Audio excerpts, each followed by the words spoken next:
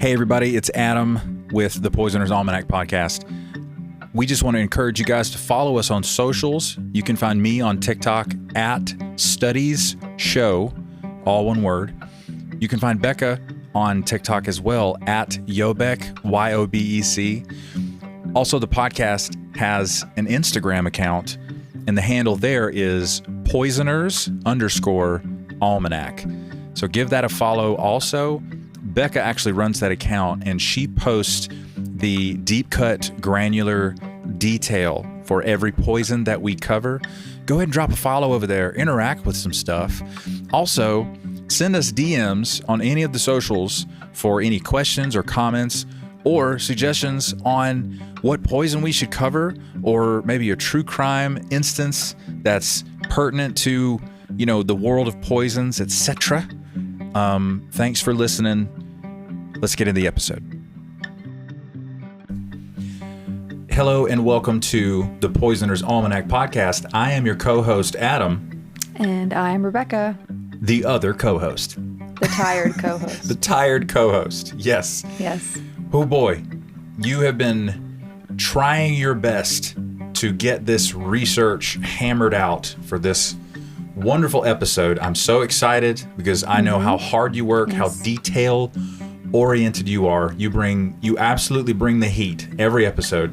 But our wonderful 8-year-old daughter was constantly interrupting you, wanting you to jump on the tablet and play Roblox. Yes. All the parents with kids around this age know that life. You know what we're talking about, and you know what it's like to be mentally ill. Just kidding. And I really, really hate being interrupted when I'm doing something, because then it feels like trying to jump back in is really difficult for me. But Man, I tell do. you. But it's close to spring break though, and I think she's wired. She's ready for spring break, and I totally get that. So yeah. She's consistently saying, I don't want to go to school for 7 hours. Whoever made that rule is stupid. And I can't disagree. It is a long day.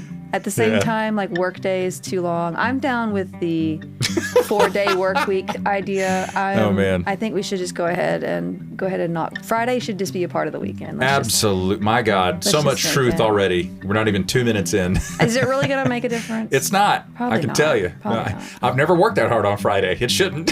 Yeah. No, I'm just going to go ahead and become a voice actor so I can sit in this studio and narrate books. I'd like to narrate fairy smut for a living, thanks. I would like to do something like that, but I feel like I have the most monotonous voice. I don't like my voice very much. I have a hard time changing my voice to fit any sort of mood. I don't know what it is. Well, it's probably the neurodivergence. It could be part of that. It could be. I also don't smile much, man. so that's probably another part of that. No, as many people have commented on the socials. They've made it clear. I feel things that just doesn't register on my face. And that's okay. Or my voice. Normalize not putting everything on your face. Oh my God. Including the things we're about to talk about today. Exactly. Segue. Bad Benatar. Bend a car. Anyway, we're going to talk about chloroform and strychnine today. Ooh. And chloroform is something that people would put on other people's faces. Oh my God. Or their own. Don't do that. All I can hear is that line from Pixels, Adam Sandler and Josh Gad. And he's like, let me see, what is that? Chloroform? Is that what that says? Oh God. It's moisturizer? I didn't know. Was Frozen out at that point? Because Josh Gad voiced Olaf in Frozen. Like, that's his, The first one might have been. I don't know the was time. It? The time. Man. Time has been weird.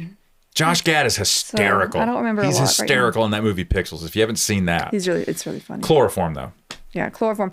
And there's like, I know people have seen movies where like they hold the chloroform over people's faces and it's like dramatic and it's like they fall out.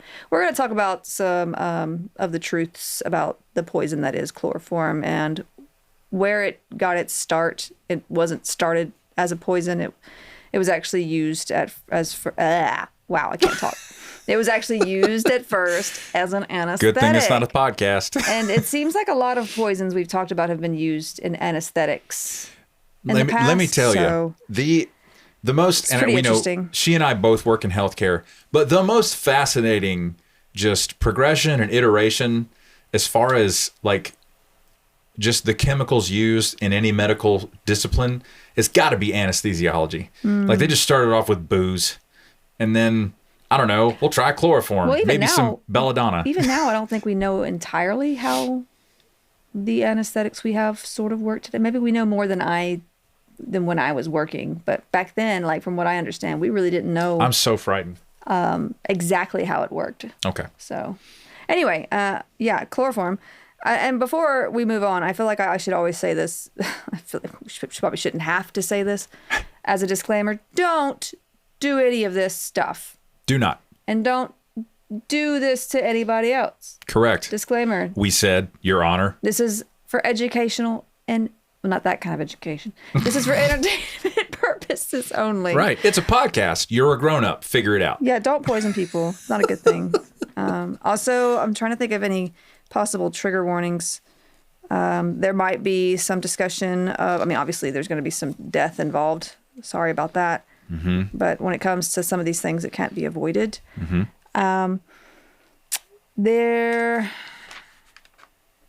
You know what? As we come to it, I'll mention it before I say anything. Okay. Deal? Because it's been a long week. A lot of research. But we're going to make it through it. Chloroform, also known as trichloromethane, is made through the chlorination of methane gas. Oh, that's okay. That's I'm basically with you. where we get that. I took a little organic chemistry in college. Not a big deal. Well, it was first created in 1831, long time ago, All right. by a Dr. Samuel Guthrie, who was an American chemist trying to make a cheap pesticide with whiskey and chlorinated lime. So, okay. Fun times. He's trying to make whiskey? No, he was trying to make a pesticide using whiskey and chlorinated lime. Okay. And there's going to be a lot of instances, not in just this episode, but where scientists and doctors have just tried some crazy things. We would not do science this way today, just so you know. It's true. It was first used as an anesthetic in 1847 by Sir James Young Simpson. He was a Scottish physician. At this time, ether was being used, but it was like frustratingly slow, like to act, that kind of thing. It also smelled terrible and it irritated the lungs. It was also prone to ignite. And at this time, they were working by candlelight. So you can imagine. Oh my God. Probably not probably pretty stressful times doing these surgeries. Mm-hmm.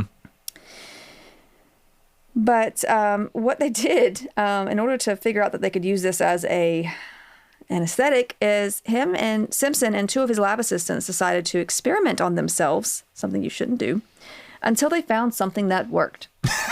So they had already tried and dismissed compounds including acetone and benzene, which, by the way, is carcinogenic. Yes. Okay. When on the evening of November 4th, 1847, they poured out tumblers of chloroform and dipped their faces into the vapor rising from the glass. Within a couple of minutes, all three of them were lying unconscious under the table.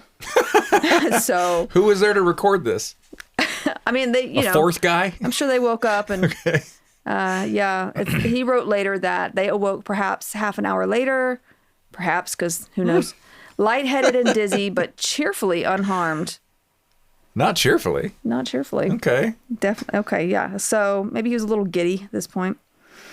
It's known to have narcotic effects quite quickly on the central nervous system, and its use as an anesthetic was pretty widespread. Even Queen Victoria was given chloroform during childbirth. And she had, I think, for her 8th child, she had a lot of children. Mm-hmm. She must produce an heir. No, thanks. Not me. Not this one. Let's see. Also, it was used during the American Civil War. When they were doing like amputations and stuff. It was pretty icky back in the day. Let's yes. Let's do that. I'm not going to go into detail. So okay. So chloroform can be absorbed through the lungs, the GI tract, and the skin, leading to central nervous system depression, respiratory distress, cardiac arrhythmias, coma, and death, and some GI issues along the way. Okay. It also causes liver and kidney failure with acute high doses or repeated lower doses. So, if you continue to use it. It was also shown to be carcinogenic by the 20th century and thankfully has been replaced with safer and more effective anesthetics. There you go. Now, the substance is still used in building and paper industries, as well as in film production and some pesticides. It's known as a good solvent for liqueurs, floor polishes, resins, adhesives, alkaloids, fats, oils, and rubber. And it is also used to make fluorocarbon 22, which is a refrigerant. It's probably more than you ever wanted to know about chloroform. Oh, no. I'm here for that stuff. So, I actually do enjoy that stuff. You will actually find low levels of chloroform released in the air wherever chlorine is used to disinfect water. It's a byproduct, though. It's not going to hurt you to, be at a pool or, to drink your tap water. I mean, there might be other things in your tap water that might be dangerous. I can't say anything to that. Mercury, lead. I mean, look. It was also once used in cough syrups, antihistamines, decongestants. Wow, I can't say that word. Decongestants, and some toothpastes and mouthwashes. Well, the congestion, it probably isn't as bad if you stop breathing. It makes you a little happy. It kind of depresses the respiratory system. It worked like a charm, Doc. I tell you what, give me some more. What do they say about Benadryl? You can't sneeze if you're not conscious. Is that how that works? I don't know, but now they've noticed too that Benadryl has some relevant possible cause for, what is it, dementia? Like it could lead. I'm so concerned. Constant use of it or enough use of it can lead to early onset Alzheimer's. Ugh. Is what they're discovering now. Now, its use in these products, the cough syrups and such, was banned in the 1970s. A lot of things were banned in the 1970s. So I think we were probably figuring out there's a lot of stuff that we're ingesting or taking in that's poisonous. Certainly. Because the studies that were finding chloroform to be carcinogenic. Mm-hmm. And even when it was used as an anesthetic, it was very risky, as finding the right dose was very difficult. And many people simply never woke up after it was administered, like during surgeries and stuff. It was that's terrible. It was a high enough number that it was noticeable. Right. They moved on to other things. Yeah. Mercy. Even 10 milliliters is enough to kill an adult.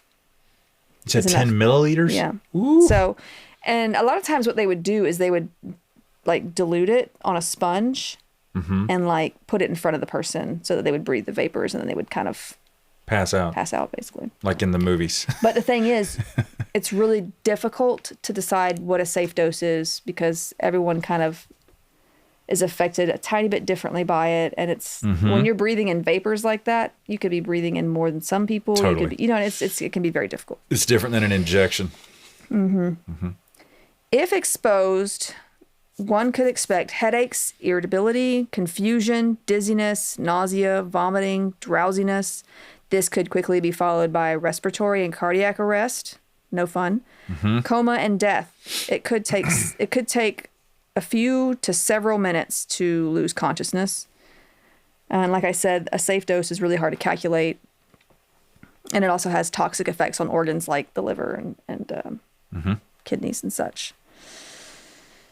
It can also cause irritation to the skin and the mucosa, like around your mouth, inside of your mouth, all those areas. So if it's pressed up against your skin long enough, and that's going to come up in some of the cases I'll talk about in a few minutes. Okay. If it's pressed up against your skin long enough, it will leave like redness, irritation marks.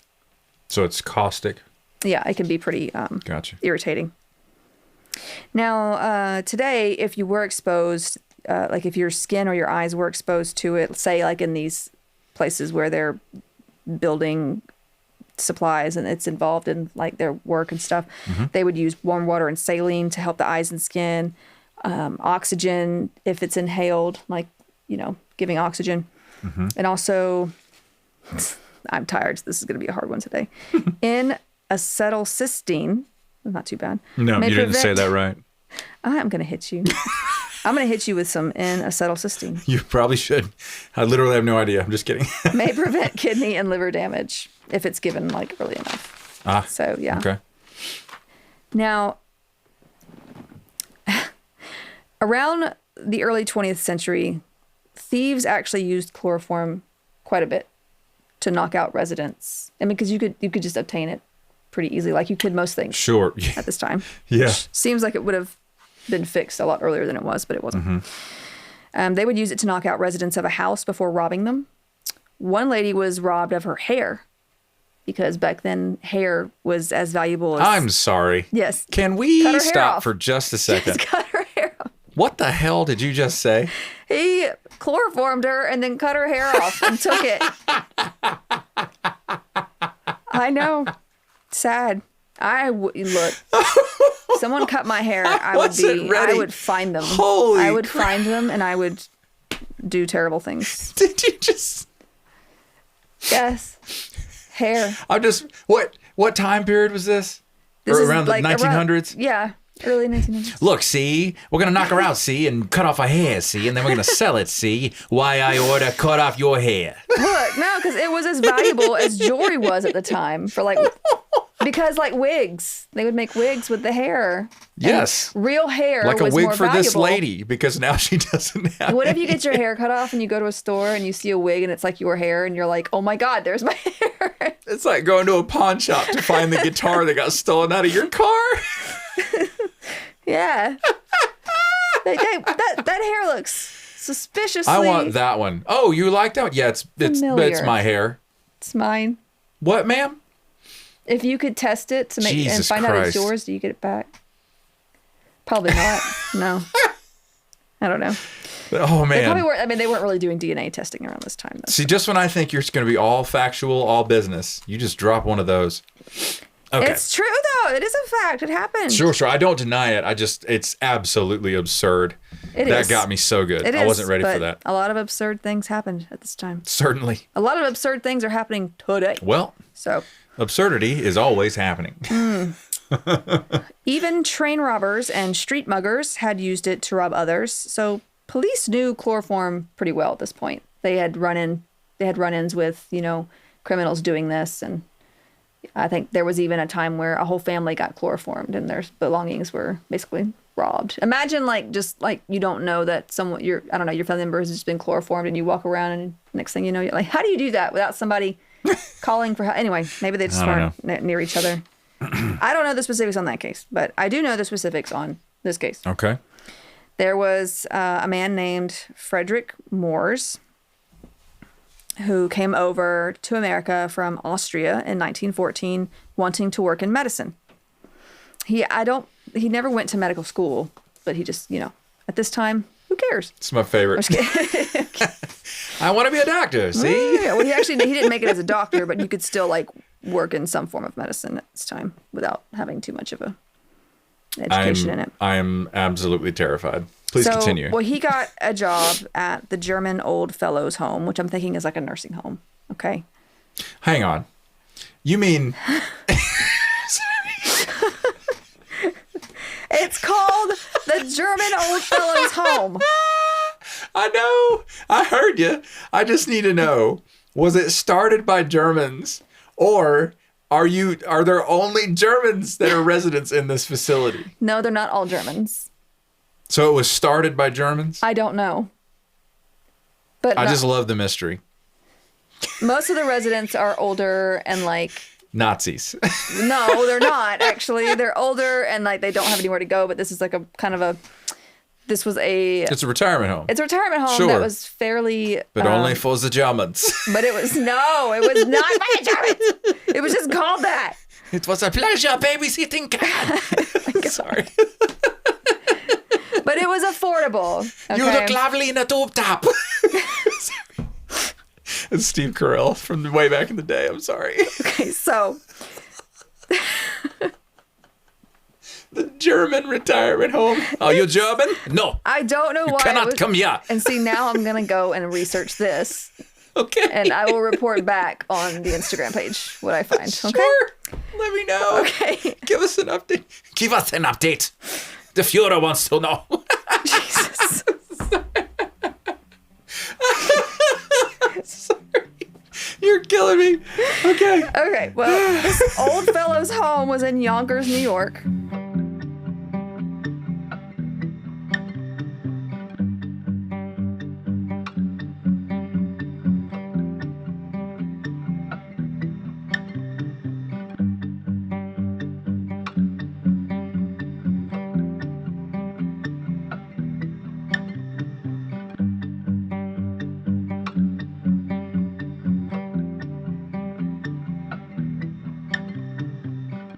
That's my favorite town name. Yonkers.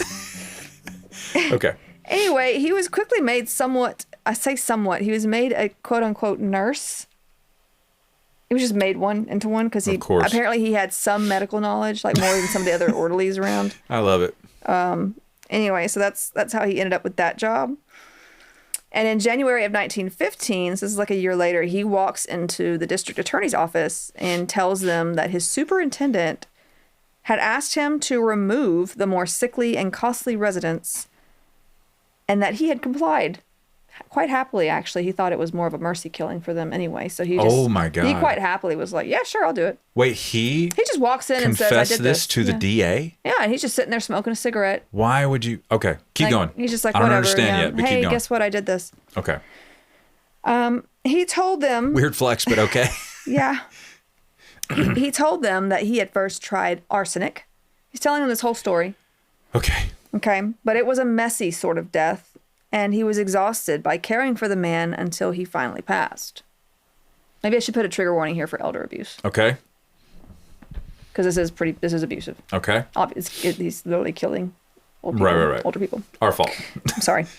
But yeah, and he's getting this stuff from their drug closet that they have. I'm not going to say pharmacy because Oh no. Let's not dignify it like that. They have this room with lots of drugs in it. You got the door at the end of the hall, see, with the arsenic. Yeah.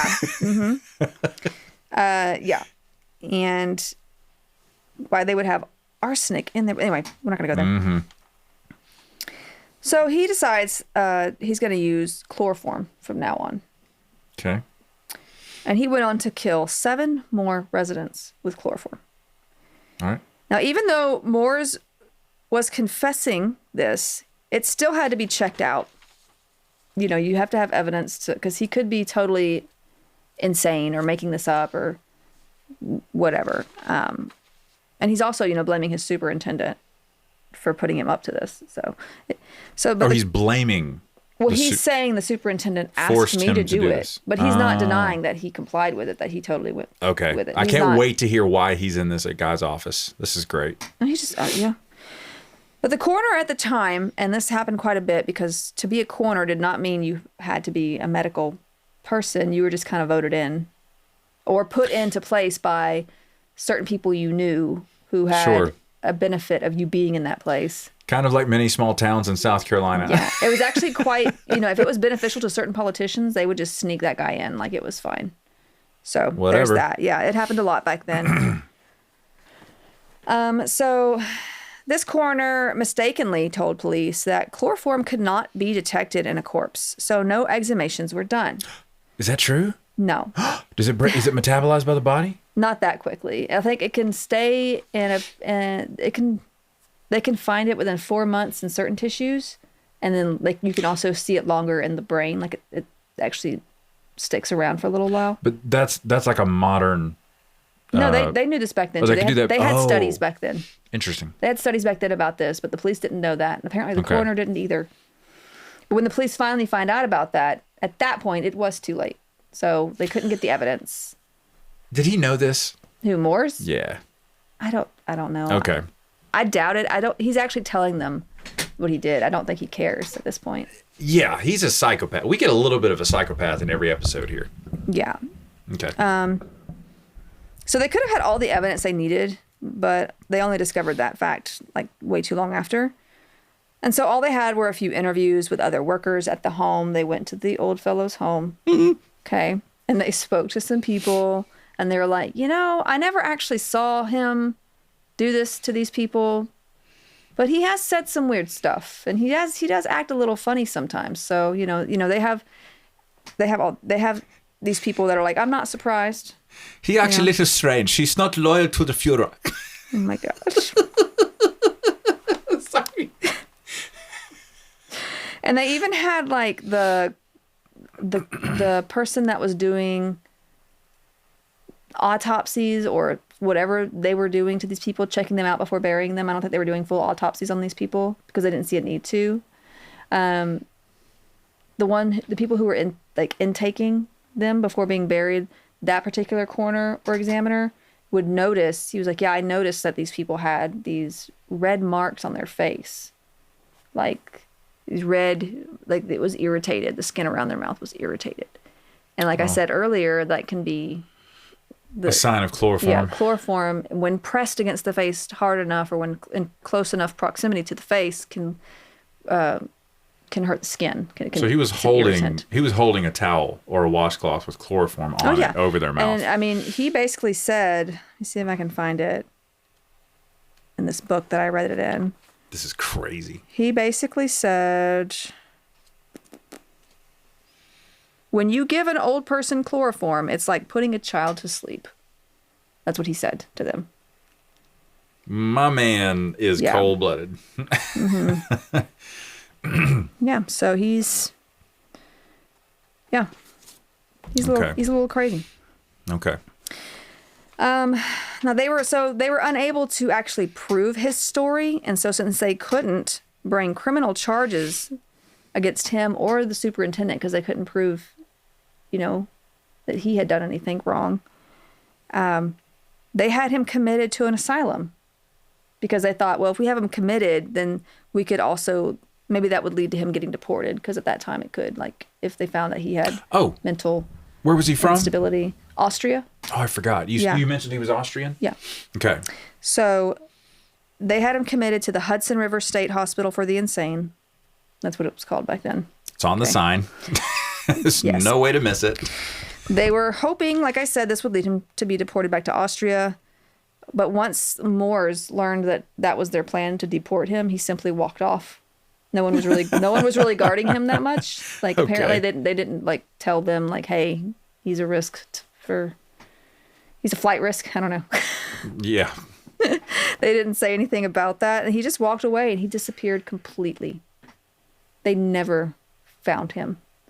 So we don't know if he ever did anything else like that anywhere else. Because back then you could just disappear. Like you could. He went back to Austria, or he went to Europe somewhere. He didn't want to go back to Austria. That's why he left, because he heard about them planning to deport him. He didn't want to leave. I just feel like he went back to the countryside of Europe somewhere where he could completely stay off the radar. But he could do that here. This is the early 19th century. 19th century? Yeah. Oh, the early 1800s, you're saying? No, I'm sorry, the early 1900s. Early 19th. But you could do that here. Yeah, you're right. Yeah. I suppose you can. Early 20th century, sorry. Okay. Yeah. That's so crazy. I don't think he would have. I think if he wanted to go back over there, he would have just let them send them over there. That's a good point, yeah. I don't think he really wanted to go. Okay. And he could have just simply changed his name. In fact, he did change his name. His original last name was not Moores. His original last name, and I got to look this up because I'm not great with names.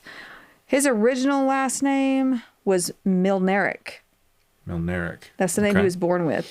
He picked Moores because it was Latin for death. What? Yes. Okay. He's a psychopath. Oh my God. So there's that. Okay. And on that note, I want to move along to strychnine. Yeah, let's go to strychnine. Tell you what. And one of the reasons I wanted to cover both of these in this episode is because we're going to talk about another guy who used both of them in his crimes. All right, so strychnine. Strychnine actually comes from a tree. From the Strychnos nux vomica tree. Well, Yes. It is a poison that is obtained from the seeds produced by this tree. And the tree itself is native to India and Malaysia. It's also been found in Africa, Australia, and parts of America. But it didn't originate there. It produces small pale green or white funnel-shaped flowers that bloom when it's cold. And they do not smell good, apparently. Okay. Its fruit is about the size of an apple, but it's like an orange color when ripe. And it's got this soft white flesh that has a jelly-like pulp. And then inside that pulp is 5 seeds, the shape of flat discs. They look like, I'm trying to think of what they look like. Pumpkin seeds? Yeah. Yeah. But they have little tiny hairs. Okay. On them. They look like, okay, you're going to laugh at me. They look like dried up red blood cells. You ever seen pictures of red blood cells under the microscope and they have the little discus shape? Yeah. Yeah. That's what they look like to me. Perfect.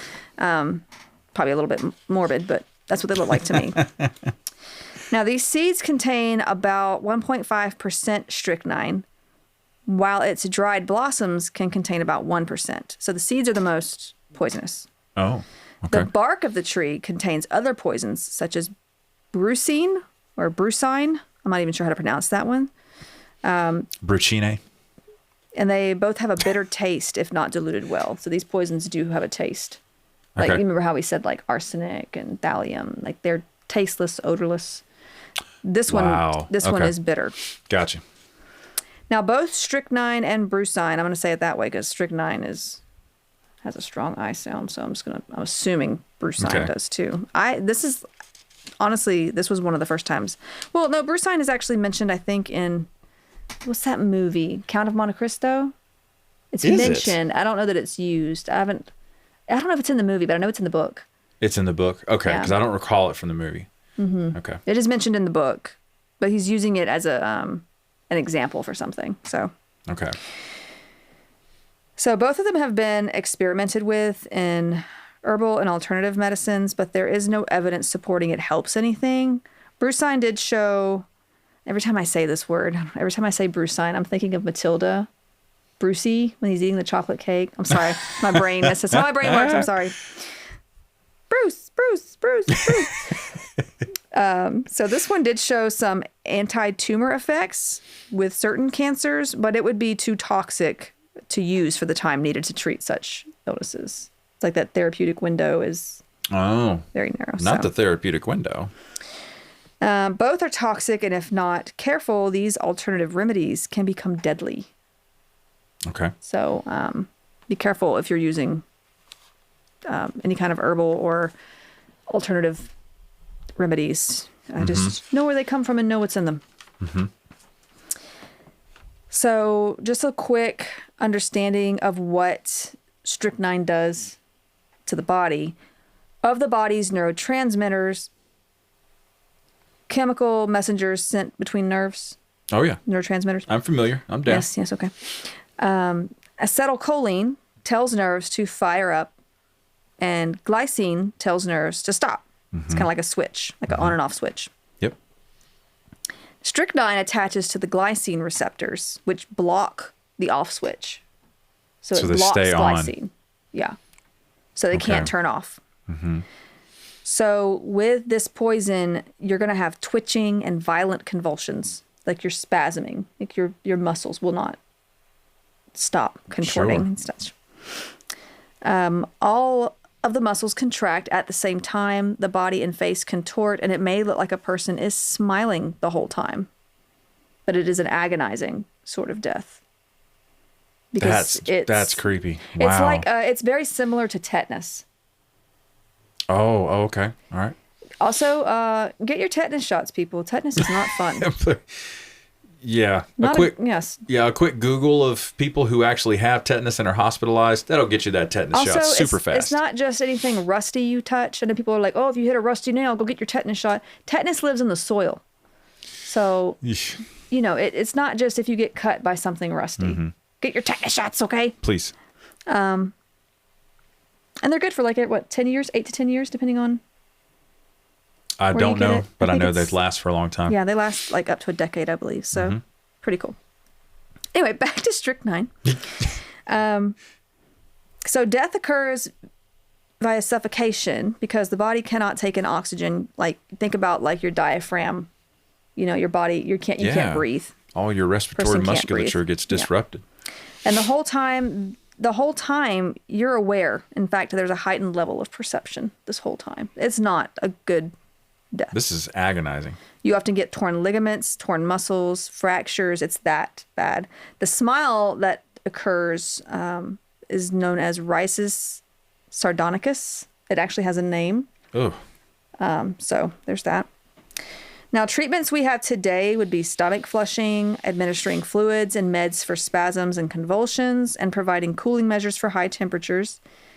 With symptoms under control, it can pass, the poison can pass in around 24 hours. These days, you can control the symptoms. You also may have to have some mechanical ventilation.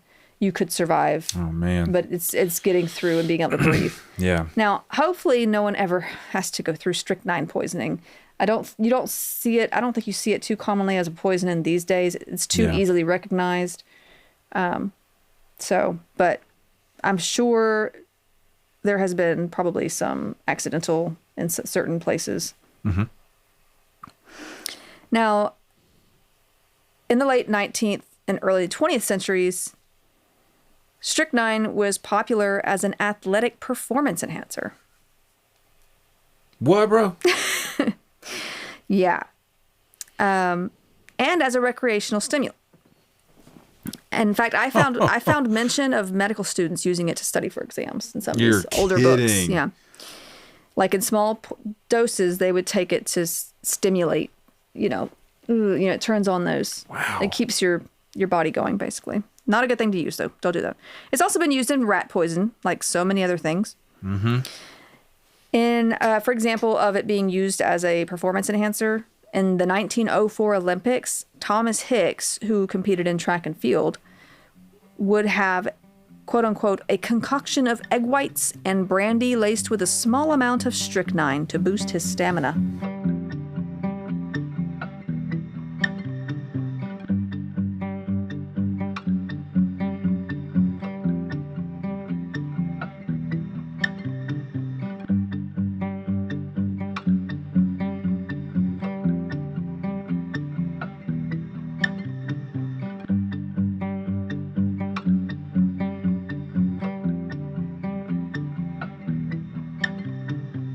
Dude. He won, but he then collapsed and started hallucinating. And at this time, this was like legal for them to do. They did not have regulations in place. Like, I would love to know. I would love to know if he would not have won without it. I don't know. That is fascinating. Yeah. My goodness. Where's the U.S. or the World Anti-Doping Agency at that moment? Now, there's some fictional accounts where you'll find this poison. In H.G. Wells' The Invisible Man, it is written that, quote unquote, Dr. Griffin found strychnine to be immensely beneficial. Griffin had a little breakdown. He started to have nightmares and was no longer interested in his work. But he took some strychnine and felt energized. That sounds like one of the drug ads you see in America. Holy cow. Like we live in America. I don't know why I just referenced America like I don't live there, but I feel like... You know America? You've heard of it? Yeah. I feel like we have a lot of drug ads, and that sounds like one of them. Oh, we definitely do. Yeah. But, yeah, strychnine, don't do it. It's also in The Sign of Four by Sir Arthur Conan Doyle. Sherlock Holmes. Yes. One of my absolute favorites. I'm obsessed with Sherlock Holmes. She is, folks. Like the old school Sherlock Holmes. Yes. Love it. She's a Sherlock snob. I am. The latest iteration of Sherlock with Benedict Cumberbatch, she enjoyed it very much, and she also had pages worth of notes.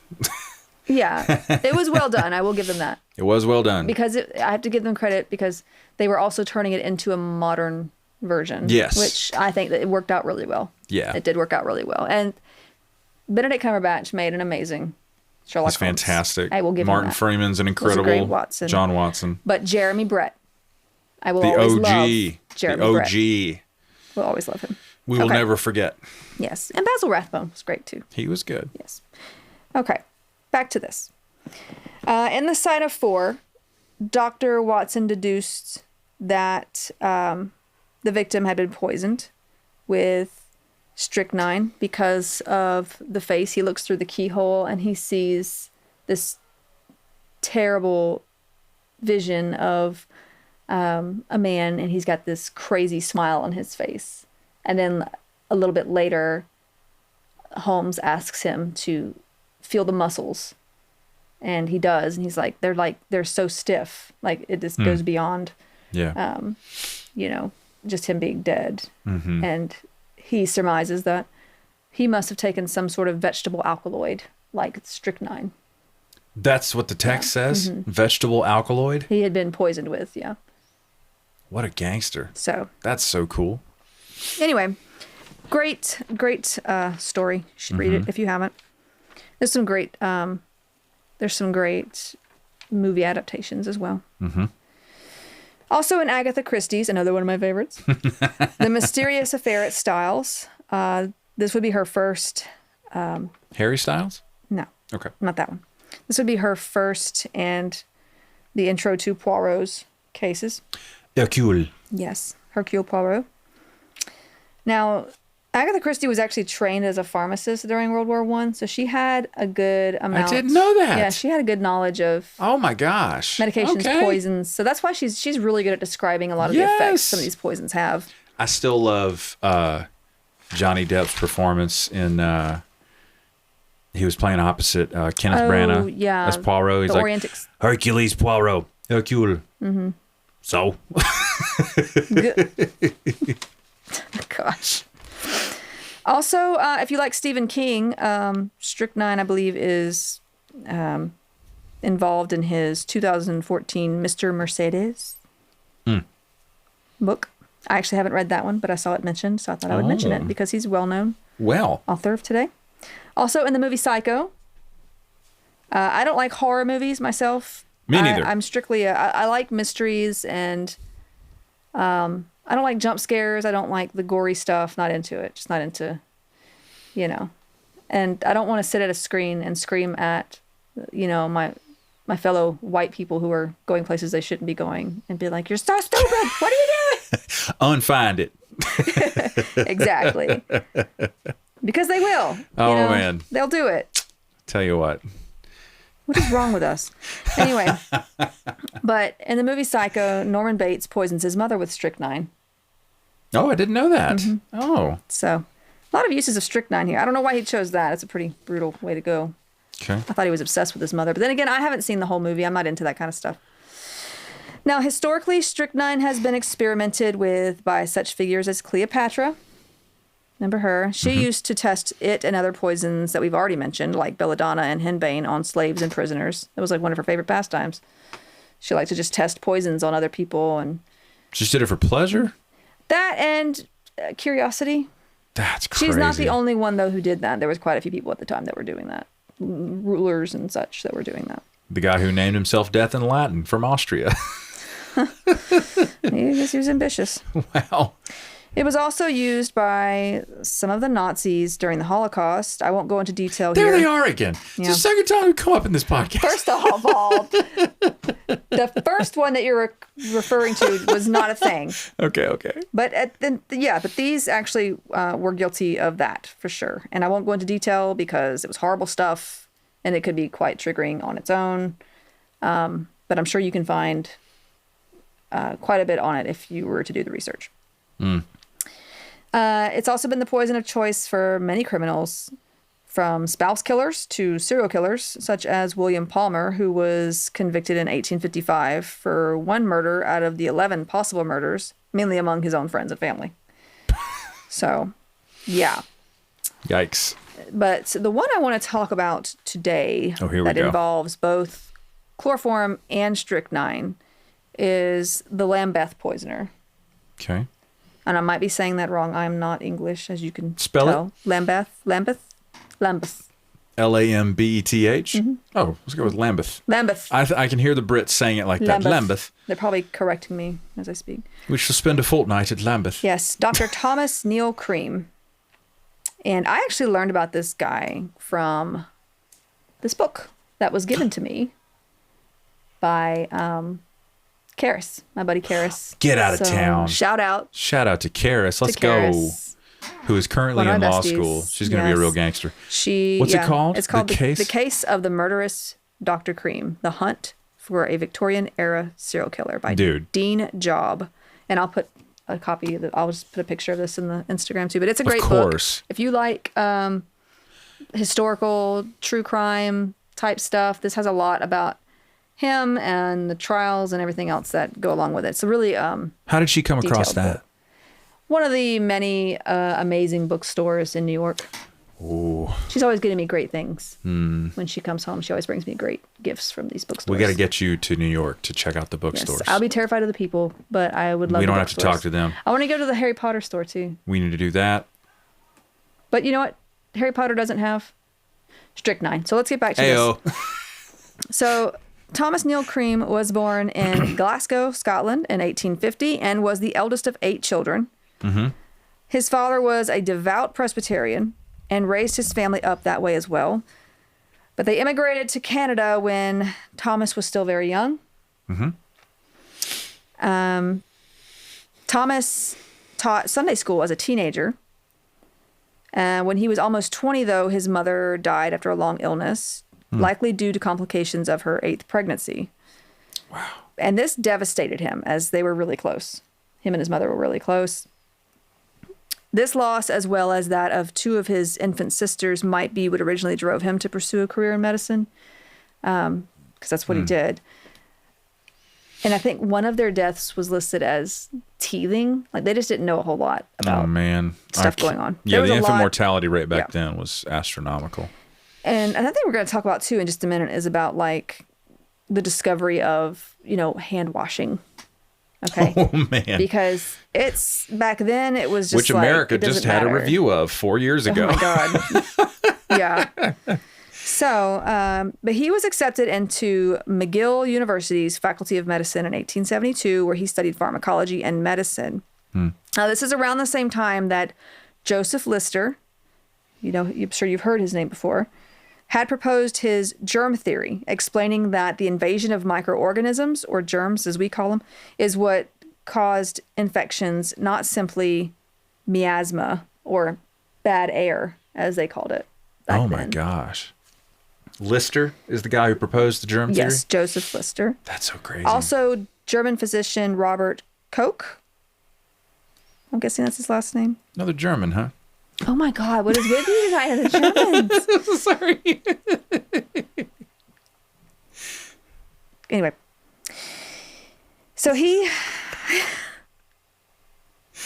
I actually have German ancestry. I was going to get... Okay, focus. It's mostly Scottish and Scandinavian, but there's some German. Man. Okay. Okay. He pushed for the use of antiseptics, as one should. And the French doctor, you'll know this guy, Pasteur. Like pasteurized milk? Louis Pasteur. Louis Pasteur. Pasteur. Yeah. Was also going strong with his demonstrations that bacteria were the causes of disease and infection. So we're getting a little bit... Now, not everybody believed them. It's a germ theory. A lot of people fought back hard on this stuff. Of course. And I remember when I was in nursing school a long time ago, I remember them teaching us that, like, part of the reason why the mortality rate was really high back in the day was physicians would go from dissecting corpses without washing their hands. They would just go straight to delivering babies. Wow.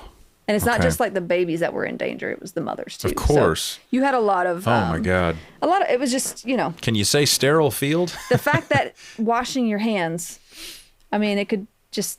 The amount of lives it could save. I mean, just, Anyway. So, yeah. And we're also seeing chloroform being used as an anesthetic at this time. Okay.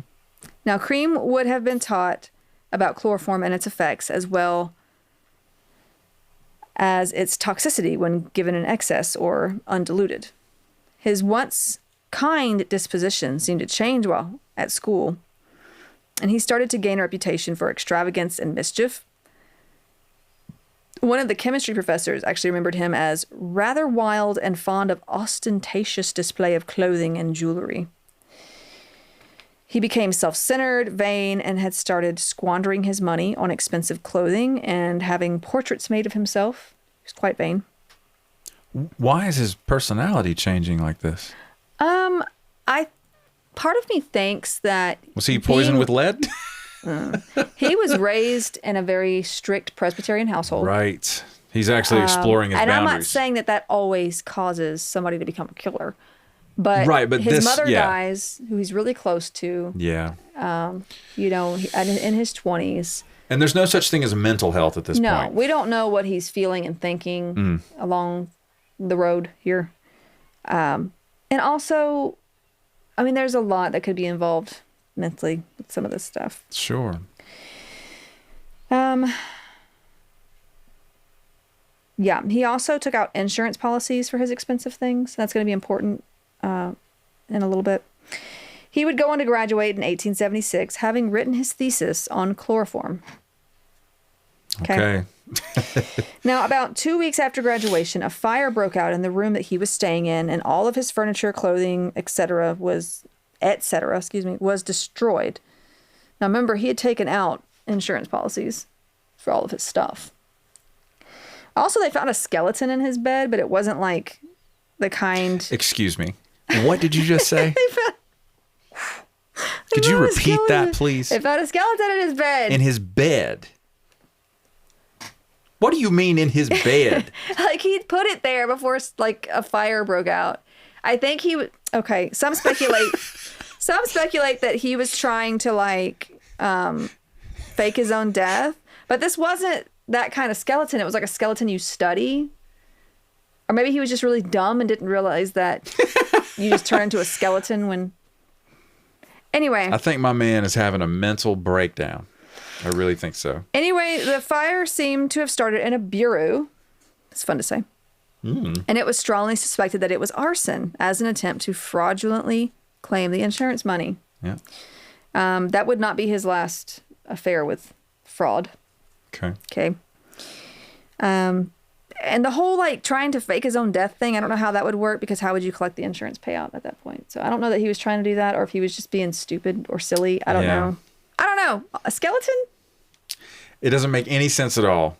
But I think he's slightly having a drawn out breakup with reality. I'm thinking in my head of like, you know, the skeletons you see at like Halloween or like the skeletons you see in science class. Yeah, the props. Yeah.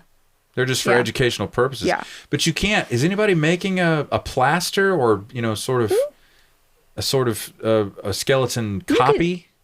Well, no, I think you could... Was this thing of real bones, or it was something he grabbed from the school? Honestly, they did use them from real bones a lot of the time. See, that's... I don't know if they were casting them at this time, but yeah, a lot of times... Because they're made of plastic now, but... Yeah, but it would have been clean enough to not be like... It was a skeleton. Okay. Okay. Also, after graduation, he had been seeing a young lady by the name of Flora Brooks. She's a fool, obviously. And he promised to marry her. And that was enough for her to be like, okay, I'll consummate this relationship. 1876. Okay. No, but see, back then, too, if you promised to marry someone and they, like, consummated the relationship with you and then you, like, you could be sued for that promise. Yes. You know, you made this legal, promise. Yeah, there was legal backing for this. Crazy, bro. But anyway, she became pregnant, and he decided to perform an abortion on her. Now, at this time, all abortion was illegal, and it was dangerous because it was not, I mean, you're talking about back alley stuff. Okay, Yeah. They did not know what they were doing with this kind of stuff. They barely knew what they were doing delivering babies, much less anything like that. I'm sure it's on my face. I'm cringing. Yeah. So I'm not going to go into detail about please don't. what happened there. There's no detail in the book either. I'm not, Yeah. Did he botch it or was it successful? Like what happened? Well, she was pretty much in agony afterward and needed medical attention. So the family doctor was called in and revealed to Flora's father that she had this abortion. Her father could have pressed charges, but he did not want to go publicly ridicule or stigmatize his daughter. Because at this time, you're like, especially for a woman, you're... Oh, for sure. She'd be ruined. This was... I've seen Pride and Prejudice. I know how this works. Oh, my God.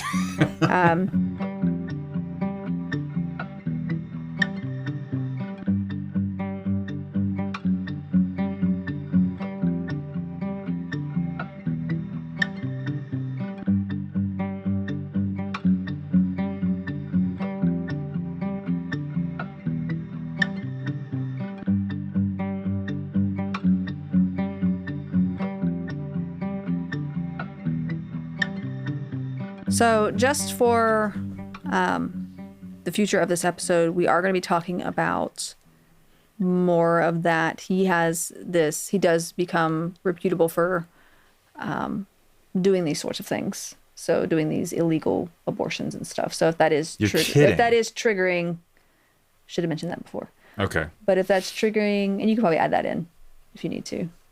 Ahead of time. I certainly will. Yes.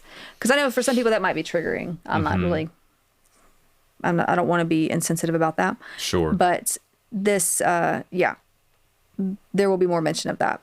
Mm-hmm. So Flora's father actually goes after Cream and forces him to come back and marry his daughter. And she is, the procedure that he did on her has left her in pain, and she's pretty weak. So I don't know exactly what happened during this procedure, but it wasn't pretty. Wow. And he even wrote a contract out for Dr. Cream. Now, in the contract that he basically had Cream sign, it says that if they had children and he ever sought a divorce, he would have to pay her $10,000, which would be almost $200,000 in U.S. currency today. Now, if she did die childless, that would be null and void. So. Okay. Yeah. Anyway, just thought I would mention that. But. Jeez. So, the day after the wedding, he leaves for England, and he basically tells them, I need to finish my medical education. And they wrote letters back and forth with... I thought he'd already finished. You have to... He's gone through medical school, but he hasn't gone through the licensure. Is it residency? Oh. There's a whole licensure procedure. They had licensure back then? Yeah. I didn't know that. Yeah. Okay. Well, it's probably not the same as today. But, okay. But they wrote letters back and forth, and Cream would send her this sort of medicine. And she became increasingly ill after taking what he sent her. And the family doctor advised her to stop taking it. She did so, and some of the symptoms abated, but she still died not too long after this. You're kidding me. She was only 24 years old. He poisons her through the mail? It's not the first or last time, I'm sure. Okay. Because remember with arsenic, remember the arsenic powder? The friendship powder? Oh, my God. Yeah, when we did that episode. Okay. Through the mail. Anyway, so the family doctor suspected that it was foul play, and Cream even called looking for money. He had the gall to call, that rhymes, looking for money from her family. What? After she died, yeah. But Flora's father did not pursue the doctor's suspicions. So, moving forward with his life, he failed to obtain his medical license in London, so he had to travel to Edinburgh, where he did succeed. And he also met Joseph Bell. Do you know who Joseph Bell is? No. Joseph Bell was the doctor that was the inspiration for Sherlock Holmes. Oh, wow. Yeah. Okay. Conan Doyle, that was Conan Doyle's favorite medical school instructor. Yeah. Yeah. Man. So it's pretty cool. If you don't know anything about that, definitely look it up. He was the inspiration for Sherlock Holmes. He was very intuitive, observant, neurodivergent. Very maybe, but he was very very cool. Very cool. Wow. Dude. What a connection. Yeah. Now he didn't remain friends with him or anything, but he met him. So he returns to Canada after this, and he became an active member of society and the local church while advertising his services as a doctor. But he was soon known for for offering abortions, which again, like I said, are illegal at this time and quite dangerous. In May of 1879, a woman named Kate Gardner was found dead behind his practice. She appeared to have overdosed on chloroform and was in the early stages of pregnancy, about 2 months along. Oh, no. An autopsy showed burns on her face, which were evidence that the cloth used to administer the chloroform had been held forcibly against her skin and the examiner doubted that she could have held it on her own face long enough to kill herself. At an inquest, one of the gardener's friends, Sarah Long, said that the father of the baby was a man named Johnson who lived elsewhere, and that Gardner had sought out Dr. Cream for an abortion. She said he refused, but advised her to seduce a wealthy businessman named William Burrell and claimed that he was the father. Okay. He said that he would back up her paternity claim, likely in a plan of blackmail. Oh, my God. Yeah. He even forged a letter after her death that claimed Burrell was the father. Again, probably so he could blackmail him later. Gardner's family and friends all agreed it was not her handwriting or signature, and Cream had no real alibi for the night before her body was found. Still, Cream was not considered guilty as there was no concrete evidence of him doing anything. So, yeah. Wow. There's that. My guy has gotten twisted, dude. He moved to Chicago and continued his practice there. He was investigated for the murder of Marianne Faulkner in August of 1880 after the woman was found in a midwife's rooms dead after an illegal abortion. He got out of this charge as well, blaming the midwife for the death. Wow. He began advertising pills and medications for epilepsy that he said he had invented and began seeing Daniel Stott as a patient for his quote-unquote fits, what they used to call these seizures. Yeah. Cream's medication seemed to be working as Stott was having fewer of these quote-unquote fits. Then Cream began an affair with Stott's wife, Julia. And okay. Daniel Stott suddenly died, presumably of a fit at first. Cream decides to mention a possible poisoning to the coroner, urging an autopsy, because he intended to sue the chemist responsible for putting the meds together. Yeah? Yeah. And they did find strychnine after an exhumation. Mm-hmm. Now, Julia Stott would later reveal their affair to police, as well as Cream's tampering with Daniel Stott's medicine. I mean, she sang like a canary, right? And after a trial, Cream was sentenced to life in prison. This is not where it ends, though. Okay. And Julia Stott received 6 months for any involvement she might have played. Now, on a note, a woman named Alice Montgomery died of strychnine poison in April of 1881, and she was found close to Cream's office. It was never solved, but it fits with his MO pretty much. And she was close to where he was. For sure. Now, Cream's father disowned him at this time, when he was sentenced. But his brother, Daniel Cream, visited and remained close. After their father died, Daniel Cream and one of the executors of their father's estate pushed for Thomas Cream's release from prison. And I'm saying Thomas Cream because now we have two of course. people in the family. I don't want to why do they confuse want people. him free? Because they believe he's innocent. Oh my God. The brother believes he's innocent. Okay. A new governor had taken over and finally gave in to commuting his sentence to 17 years, which is basically time served for him. He was in there for 17 years. Even though the executor I mentioned, who was trying to help the brother, was now starting to suspect his mental state was not so great, as his letters had become more and more incoherent and kind of weird. Now, also, many believe a payout of inheritance money after the dad's death played a role in helping getting him out. Okay. But he was released July 31st, 1891. Wow. Now, right after his release, he actually hired the detectives from Pinkerton's to track down Julia Stott.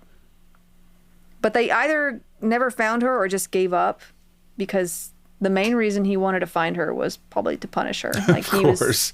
At this time... She ratted him out. At this time, he developed a hatred for women. Did he like them before? Probably not, but after being sent to prison, based on her testimony, I think he just hated them even more. Right. The problem was women. Yeah, for him, he hated them. Do you think it was the crimes you did? Probably the women. Hated them, yeah. Now, as part of his release, it was promised that he would leave Chicago, and he did. He traveled to London. He was now regularly ingesting morphine, cocaine, and strychnine. Okay. He would also just go up to people and talk kind of crazy and show them like pornographic images, like that he just kept on him. My dude has lost it. He's kind of unhinged at this point. He started going by Dr. Neal, as one does. You get out of prison, you're going to change your name a little bit, I guess. Okay. And began poisoning impoverished women and prostitutes around Lambeth. Am I saying it right now? Now we come to Lambeth. Yes. 19-year-old Ellen Donworth shared a drink with him and died 2 days later of strychnine poisoning. She was a prostitute trying to survive. She had given birth a few years prior, but the baby did die soon after. That happened a lot at this time. Mm-hmm. Investigators decided then that she must have taken the poison herself, even though before she died, she said, "A tall, dark, cross-eyed man gave me something to drink." I'm sorry. He did have... Real quick. He had some problems with his eyes. Cross-eyed man. That's what she said. She also said the bottle contained some white stuff. So she said that... Some white stuff? And La cocaína. No, well, strychnine. But she said all this, and they were still like, must be suicide. Must be suicide. Gotta be. You know what the problem here is? Women.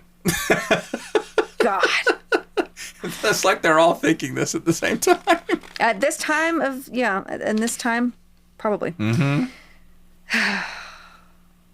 And I won't say what I want to say because it's probably explicit. Oh, yeah. The coroner would also receive a letter saying she had been murdered and that the sender would help them catch the killer for £300,000. It was signed A. O'Brien, detective.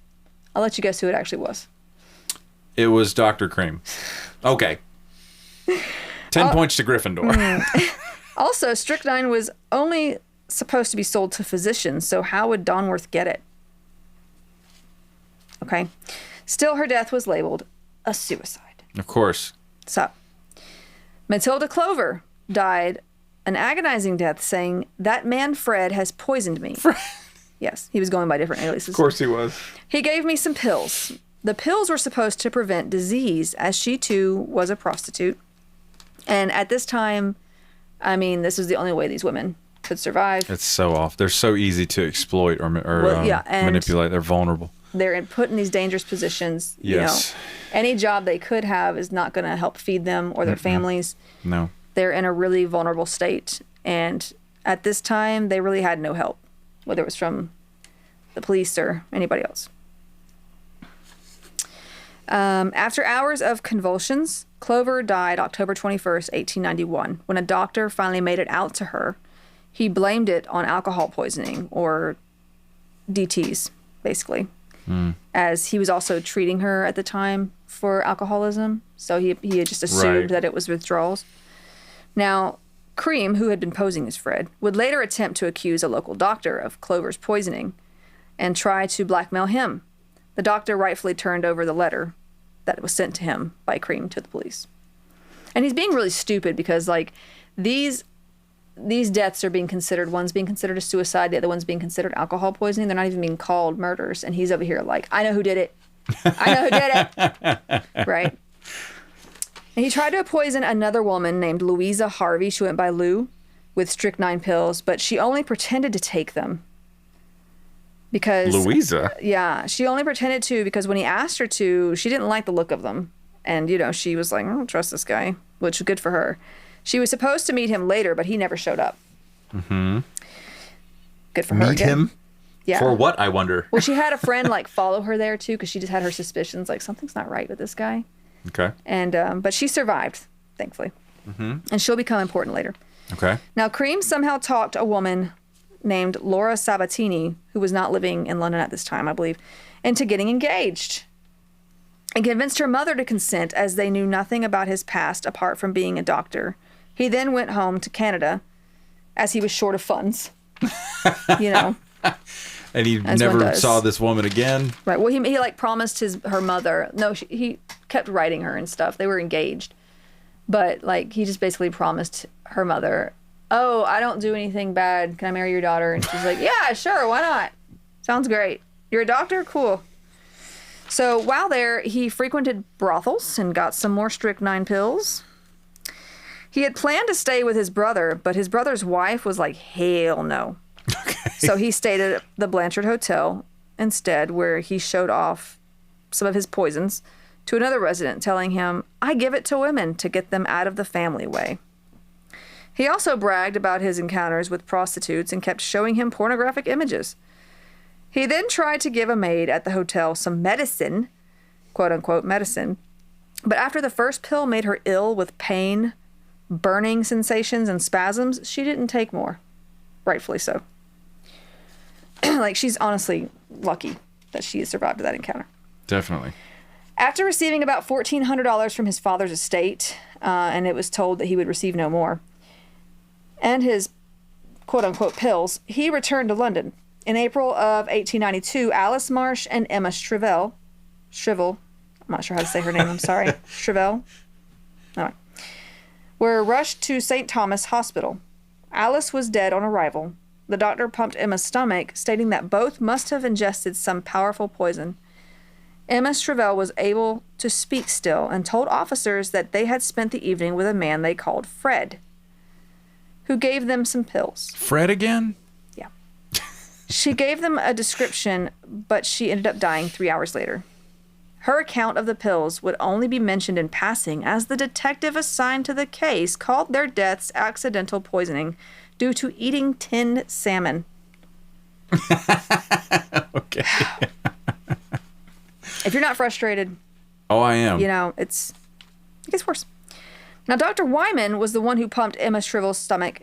He disagreed and gave his opinion that it was strychnine poisoning at the following inquest, where Dr. Wyatt, who was the coroner who had investigated Ellen Donworth's death, which was then listed as suicide, they shared some notes and listened to other witnesses, and it was decided that this Fred needed to be found. Samples of the girl's organs would later prove strychnine poisoning. Before the inquest of these two women was over, the coroner would receive another letter blackmailing information for money. This time, he was framing a medical student at St. Thomas's Hospital for the deaths of Marsh and Shrivel. While police did look into this student, they quickly found that it was unlikely for him to have done the murders. It was around this time that Cream was being looked at and shadowed, as he was behaving suspiciously around the area that these girls were dying. They're finally hip to the game. They're like, hey, what's this guy doing? They finally found out his name, and he was going by Dr. Neal at this time, so they found that out, and that he was a drug salesman. Dr. Cream learned about the police shadowing him, and he complained. And the detectives had also been putting together all of these blackmail letters that had been showing up, and now they wanted a handwriting sample from Dr. Neal. Mm-hmm. Now, under the guise of investigating Dr. Neal's or Cream's claim of police harassment, like, he was literally about to bring suit against the detectives. Okay. Under the claim of just being there to investigate this, the detectives spent some time with him, and they found out that he knew a great deal about the murders, some of which had still not been labeled as murders, and they were able to retrieve a handwriting sample. He was finally arrested, though he claimed his innocence the whole time, and went on trial for the murders and the blackmail. It turns out that he had actually made his fiancée, Laura Sabatini, that girl, he had made her write the blackmail letters. Just dictating and having her write. And she swears she had no idea why. She even asked him, why are you writing these? And he was like, I'll tell you later. I'm not making this up, okay? Okay. Kind of makes me miss the lady who wouldn't take the pills and had somebody follow her to the meeting. And she actually, like, testified against him that took place. Well, yeah. Everything was adding up and coming out against Cream. Even actually Louisa Harvey, the girl that survived, the girl that threw the pills away, who pretended to take them, she actually made a comeback. She was able to identify and testify against him as well. Yeah. So that was fortunate. Wow. So in October of 1892, he was sentenced to be hanged for the murder of 4 prostitutes: Matilda Clover, Ellen Donworth, Alice Marsh, and Emma Shrivel. Mm-hmm. His last words before his sentence was carried out were reportedly, "I am Jack." Now don't get excited. He was likely referring to Jack the Ripper. However, this is very unlikely, as Wow. he would have been in jail in America during the time of the Ripper murders. So it's very So it's just a delusion of grandeur. Not only that, not only that, like, it's not even in his, like, his MO is completely different. You think about Jack the Ripper was literally like ripping open these women, and it was just a completely different way of doing things. So I don't know why he said that, or if he was just trying to.